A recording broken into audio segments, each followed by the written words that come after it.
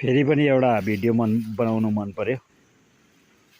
अब यो पनि एउटा विशेष जानकारी नै हो। अब हामी जुन काम गर्छौं त्यसको अलिकति अब त्यसको अनुभव बटुलेर हामी सबै माझमा शेयर गर्ने गर्छौं है। अब हामीले अरूलाई शेयर गरिएन भनेदेखि हामीले जानेको मात्रै के भएर केही काम लाग्दैन। त्यसले गर्दाखेरि चाहिँ एउटा कुरा म शेयर गर्न चाहे, अन्यथा कसैले पनि नलिदिनु होला। के हो भन्दाखेरि चाहिँ म एउटा अलैँची कृषक हो। म एउटा अलैँची रोप्ने एउटा किसान हो। म अलैँचीको खेती गर्छु। आफ्नो मात्रै नभएर अरूको पनि जग्गा जमिन लिएर म सानो सानो खेतीहरू गर्छु अलैँचीको।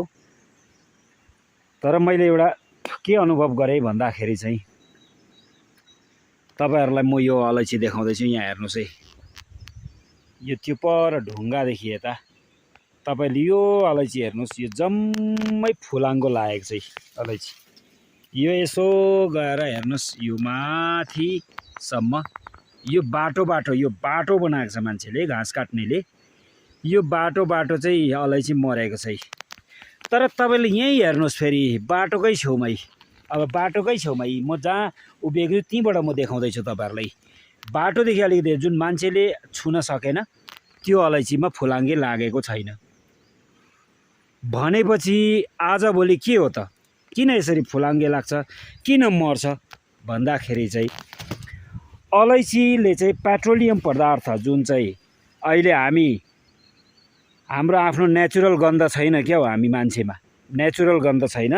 हामी के गर्छौं भने आर्टिफिशियल गन्ध लगाएर हामी मग मग मग गनाउँदै अर्काको छेउमा जाने गर्छौं।